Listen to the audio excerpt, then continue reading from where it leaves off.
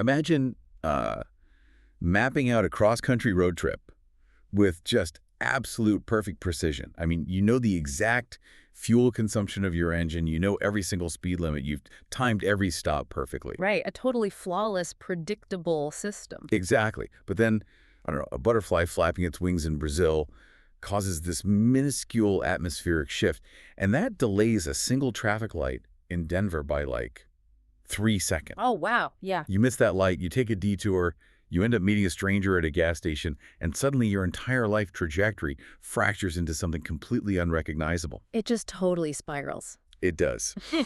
So welcome to the deep dive. Today, we are essentially tearing up the graph paper of the human mind. And, it's a completely necessary demolition. We spend so much of our lives just clinging to this illusion of perfect foresight. Oh, totally. We really Yeah, do. society basically conditions us to believe that if we just input the right variables, like go to the right school, adopt the right routine, find the right medical label for our anxieties, we'll output this perfectly stable, predictable life. And when we don't get that result, we just feel broken.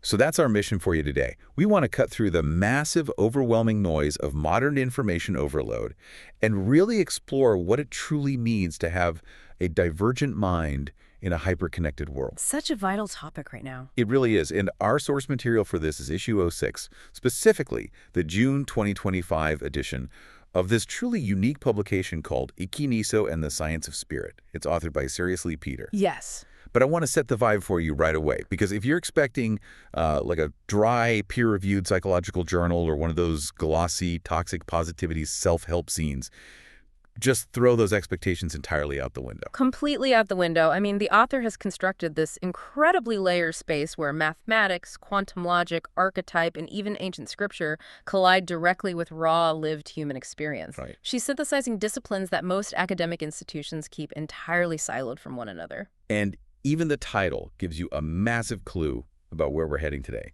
Ikiniso is a Zulu word pronounced e-click iniso, with that sharp palatal click. Beautiful word.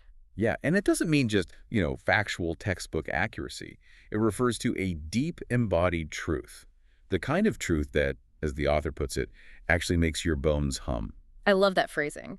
But before we can even touch the concept of the human mind or neurodivergence, we have to understand the architectural framework the author is using here. Right, we have to set the stage. Exactly. Seriously, Peter insists that to understand reality, you have to map out the straight lines of logic before you can ever really appreciate the spirals of the universe. And she does this in a way that might immediately jolt some readers, to be honest. She openly gives the text a biblical rating. She does, yeah. But she preempts the reaction to that by invoking this Latin phrase, abusus non tollit usum, which basically means misuse does not nullify proper use. She's pulling wisdom from the Bible, not as an oppressive fire and brimstone instruction manual, but as this vast vessel of archetypal truth and poetry.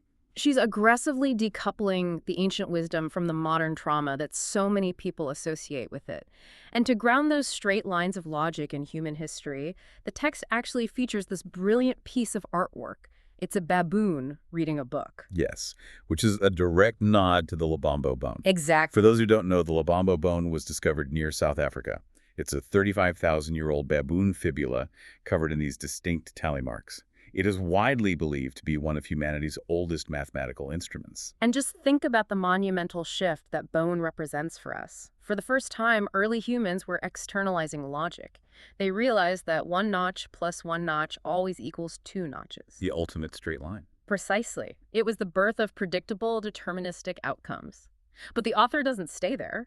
From that ancient foundation of absolute order, she plunges us straight into the concept of chaos. And chaos, it has a serious PR problem. She points out that in ancient Greek mythology, chaos wasn't a bad thing. It wasn't, cars crashing and buildings burning. Right, not at all. It was the void, the primal soup of infinite, vibrating possibility from which all creation eventually sprang. And she contrasts that Greek view with the Christian theological concept of ex nihilo, which translates to creation out of absolutely nothing like God imposing form onto a total void. But the author argues that fiercely debating the name or the origin of this void entirely misses the point. The mechanism that actually matters is what happens after the void. And that brings us to mathematical chaos. Which sounds like a total oxymoron. I mean, how can math, the ultimate straight line, be chaotic? Well, because mathematical chaos is entirely deterministic, meaning it follows very strict, unbreakable rules, but it remains fundamentally unpredictable. Okay, unpack that a bit. To visualize this, the author points to the Lorenz attractor. If you graph this mathematical system, it plots out a stunning three-dimensional shape that looks almost exactly like the wings of a butterfly swirling continuously around two distinct points. Oh, wow. Yeah, and the line traces a path that never ever exactly repeats itself, yet it never flies apart into complete randomness either. It stays bound within the system, constantly diverging into new patterns. So that's the literal origin of the butterfly effect I mentioned earlier. The idea that Exactly. But mathematical chaos proves that divergence isn't a failure at all. Divergence is built into the fundamental physics of reality. It dictates the weather, the flow of rivers, and importantly, the evolution of the human mind. Okay, wait, hold on. Let's really unpack this. You're saying my life is governed by a mathematical equation that I can never actually predict. Basically, yes. I mean, isn't that actually terrifying?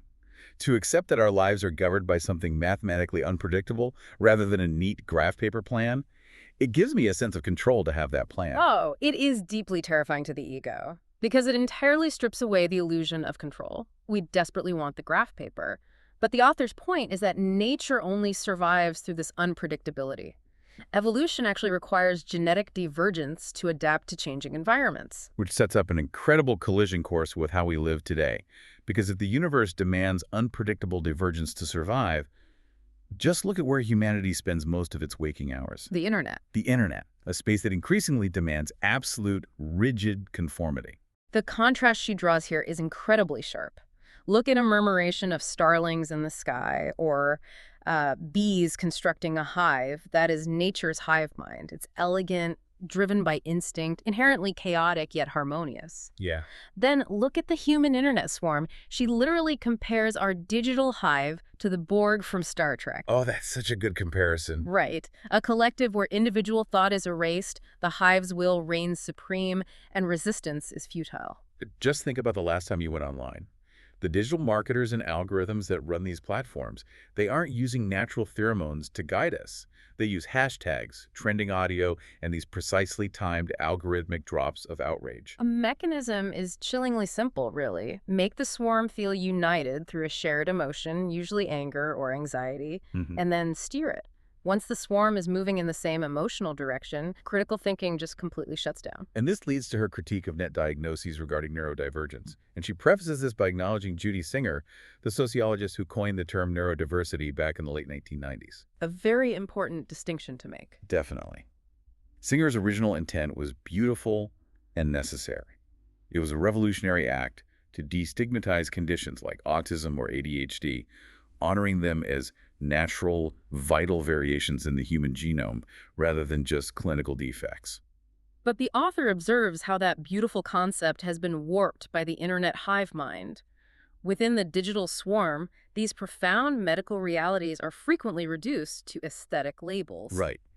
It's kind of like wearing a specific sports jersey just to avoid getting picked on by the crowd, rather than taking the time to understand your own unique, unduplicatable fingerprint. That's a great way to put it. Wait, so is she saying these people online don't actually need help, or just that they're searching for a tether in the completely wrong place? Like using these labels to plead a case for belonging to the swarm? It's the latter. People adopt a clinical label not necessarily because they have a neurological condition, but because it's the only way the swarm will validate their exhaustion or their quirks. It's mimicry born of a desperate need for community. Please let me in. I have the accepted terminology. Exactly. Meanwhile, Seriously Peter defines divergence through a completely different, deeply personal lens. She points to her own lived experience growing up as a Black woman in America, specifically referencing her survival in what she calls the hood. Right. For her, survival wasn't about blending in. It was achieved by actively diverging away from the psychological poison and trauma surrounding her. In her framework, divergence is a direction. It is a conscious, difficult choice to move away from destructive convergence. It is a survival tactic, not a disorder. Which exposes a fascinating paradox. In nature, a rogue thought or a stray mutation is the mother of all evolution. But in human social swarms, true divergence is viewed as an existential threat to the group's coherence. Yes. The swarm wants to quiet you, label you, and assimilate you. And we have to be extremely clear here, just as the author is, she is not dismissing actual suffering or the sanctity of real medical diagnoses. Professional psychiatric help is vital. Her critique is aimed at the pathologizing of normal human survival traits by the internet. A sharp, hypervigilant instinct for danger gets labeled by a TikTok video as a debilitating anxiety disorder. A deep, consuming focus on a passion gets labeled as ADHD. We are diagnosing the very evolutionary upgrades that kept our ancestors alive as illnesses to be cured. But there's a breaking point here. If the internet swarm is constantly trying to assimilate us, what happens when that external noise suddenly drops out? That's the real question. Say you experience a profound personal trauma, a shock, a sudden cataclysm. The swarm cannot save you then. The algorithms have no answer for true grief. You are left entirely alone with the chaotic void of your own mind. And this is where she introduces the most compelling concept in the entire text. The monkey man. Yes, the monkey man is a brilliant personified framework for the limbic system. This is the ancient, deeply buried architecture of the brain. It was trained and hardwired millions of years before we even had the conscious language to realize we were learning. And she is very careful to clarify what the monkey man is not. He is not the Jungian concept of the shadow self. No, not at all. The shadow is a psychological construct, a reflection of the desires and traits you consciously hide from society. The monkey man is vastly older than your societal ego. He is raw instinct and ancestral memory woven directly into physical reflex. Consider the physiological reality of a trauma response. Your heart races, your vision narrows, your palms sweat. You cannot talk yourself out of it because the monkey man does not speak English. Right. His primary function is to step into the spotlight the exact moment your highly evolved frontal cortex, your logical, rational mind, completely breaks down under the weight of severe shock or grief. When you're paralyzed, the monkey man takes over the controls to ensure your physical and psychological survival. Here's where it gets really interesting, and I want to give you an analogy to cement this. It sounds like the monkey man is the emergency backup generator in a hospital. Oh, I like that. You absolutely, under no circumstances, want that backup generator running the daily, delicate operations of the neurosurgery wing, because it is deafeningly loud, it's messy, it burns dirty fuel, and has zero nuance. But when lightning strikes the main power grid and the entire hospital goes dark, that loud, messy generator kicks on.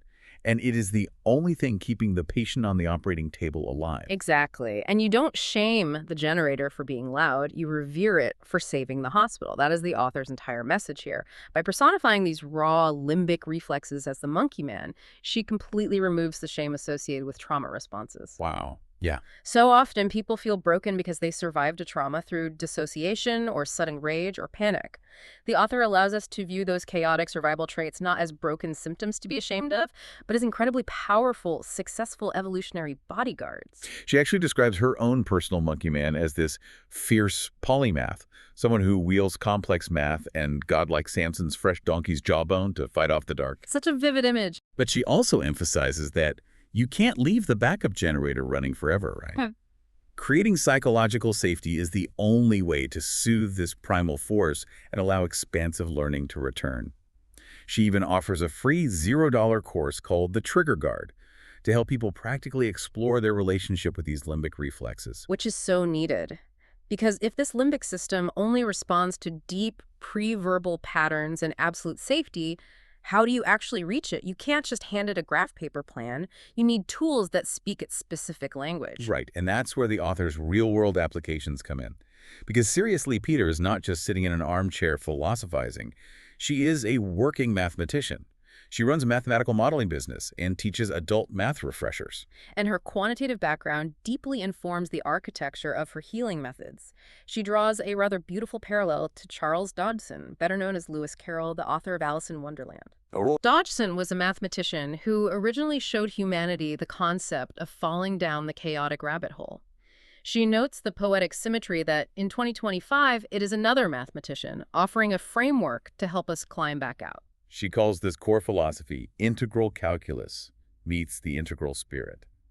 And to explain this, she uses the biblical scripture from the book of Mark, render unto Caesar the things that are Caesar's, and unto God the things that are God's. It's a profound application of that verse. The author is arguing that certain truths in this reality require hard equations, rigorous data, physical supplements, and unbreakable logic. Those belong to Caesar. Right. But other truths, the deep wounds of the human condition, require absolute spiritual surrender and faith. Those belong to God. You cannot heal a human being with only one or the other. So what does that synthesis actually look like for the listener? She's developed physical tools like brain support complex supplements fortified with specific minerals to support neurological health. That's Caesar. But her most fascinating creation is called the flourishment experience. This is where the synthesis reaches its absolute peak. The Flourishment Experience is an experimental concept music group, which they describe as a sonic transmission system. They are blending neo-soul, funk, rock, and what she calls love-based praise music. But here is the mechanism that just blows my mind. All of this music is designed using algorithmic mathematical sequences. It's incredible. They are engineering the beats and progressions mathematically to specifically uplift the spirit and soothe that limbic monkey man we just talked about. So wait, is this just an eclectic mix of hobbies, or is she making a literal argument that true healing requires us to fire up the logical left brain and the creative spiritual right brain at the exact same time? It's a literal argument. Let's break down exactly why that works. Yeah. The monkey man operates on pattern recognition. When you use mathematical algorithms to construct the music, you are creating deeply predictable, structurally safe sonic patterns. Oh. The limbic system subconsciously recognizes that mathematical safety, and it allows the primal reflex to finally stand down. Then, layered on top of that mathematical safety, you have neo-soul and funk genres historically rooted in human struggle, release, and triumph. Algorithmic funk to soothe the monkey man. Okay. That is incredible. The math provides the safe container, and the soul music provides the emotional release. Exactly. You need the straight lines of the algorithm to hold the chaotic spiral of human emotion. If you only have logic, you become a rigid, easily manipulated part of the digital Borg swarm. Right. But if you only have emotion, you get lost in the overwhelming void of your own trauma. You must have both. Think about what this means for you navigating your own life right now. The core takeaway from this incredibly dense, fascinating material is that your life is not meant to be lived on a piece of rigid graph paper. We are all navigating a beautiful, highly deterministic, yet wildly unpredictable reality. You do not have to forge a passport to fit into a digital swarm that ultimately does not care about you. You have a profound alternative. You can turn inward, recognize your own limbic monkey man, and honor the fierce survival instincts that kept you alive during your darkest moments.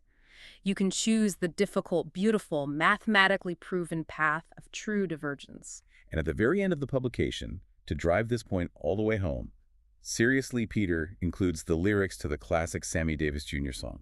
The lines read, "I gotta be me, I gotta be free, daring to try to do it or die." A powerful closing note. It's a final, joyful refusal to converge with the crowd. It really is. But it also forces us to look beyond just individual healing and ask a massive question about where we are heading as a collective species. Absolutely.